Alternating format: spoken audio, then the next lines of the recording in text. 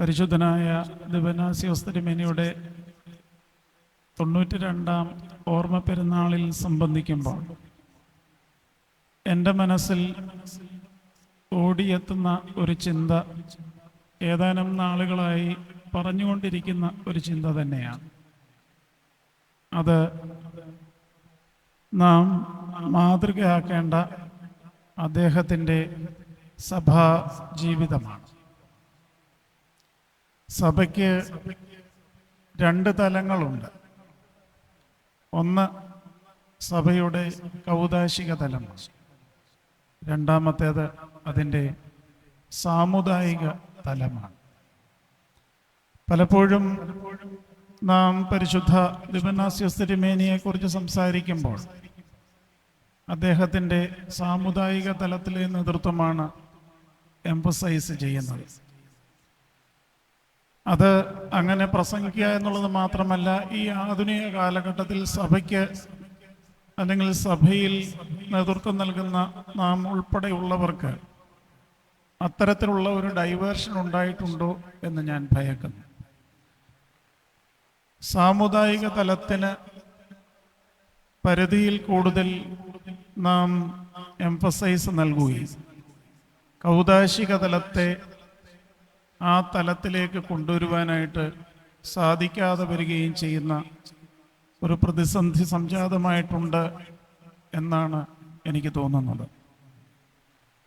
കർത്താവ് സ്ഥാപിച്ചത് സഭ, അത് കൗദാശിക സഭയാണ്. ആ സഭ സ്ഥാപിച്ചത് നിത്യജീവൻ ലഭിക്കുവാൻ വേണ്ടിയിട്ടാണ്.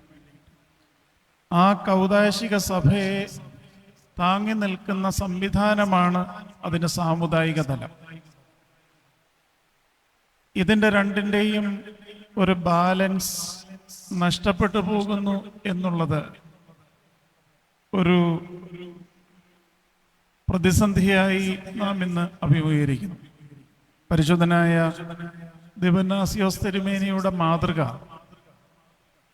ഇതിൻ്റെ രണ്ടിൻ്റെയും വളരെ കൃത്യമായ അനുപാതം അദ്ദേഹം കാത്തു സൂക്ഷിച്ചു എന്നുള്ളതാണ്.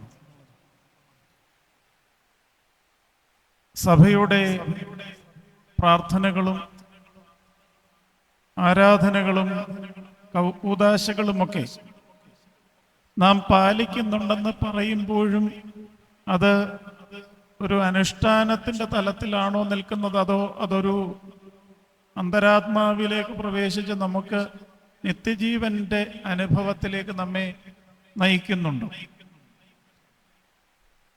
അതുണ്ടാകണം.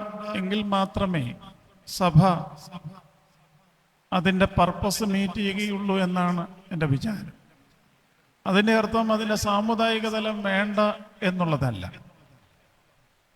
ഇതിൻ്റെ ഒരു കൃത്യമായ ബ്ലെൻഡിങ്, ഒരു ബാലൻസിങ് നാം തീർച്ചയായും ശീലിക്കേണ്ടതായിട്ടുണ്ട്. സാമുദായിക പ്രതിസന്ധികളുടെ വലിയ അഗ്നിയിൽ കൂടെ നടന്നപ്പോൾ കൗദാശിക ജീവിതത്തിൻ്റെ മാറ്റ് ഒട്ടും കുറയാതെ സൂക്ഷിച്ച ഒരു പരിശുദ്ധ പിതാവ്. നമുക്കതൊരു നല്ല മാതൃകയായി സൂക്ഷിക്കാം. ഈ 92-ാം ഓർമ്മ പെരുന്നാൾ നാം ആഘോഷിക്കുമ്പോൾ നമുക്ക് ഈ പരിശുദ്ധ പിതാവിൻ്റെ മധ്യസ്ഥതയിൽ ദൈവത്തോട് പ്രാർത്ഥിക്കാം. നിത്യജീവനിലേക്കുള്ള ഞങ്ങളുടെ യാത്രയെ ആഴമുള്ളതായി മാറ്റണമേ. അതിൻ്റെ ആത്മീയ ശക്തി വർദ്ധിപ്പിക്കണം. അതോടൊപ്പം തന്നെ ഈ മലങ്കര ഓർത്തഡോക്സ് സഭയുടെ സാമുദായികമായ പശ്ചാത്തലങ്ങളെ കാത്തുപരിപാലിക്കുവാനും ഞങ്ങൾക്ക് കൃപ നൽകണമേ എന്ന് നമുക്ക് പ്രാർത്ഥിക്കാം. ഞാൻ എൻ്റെ വാക്കുകളെ ഉപസംഹരിക്കുന്നു.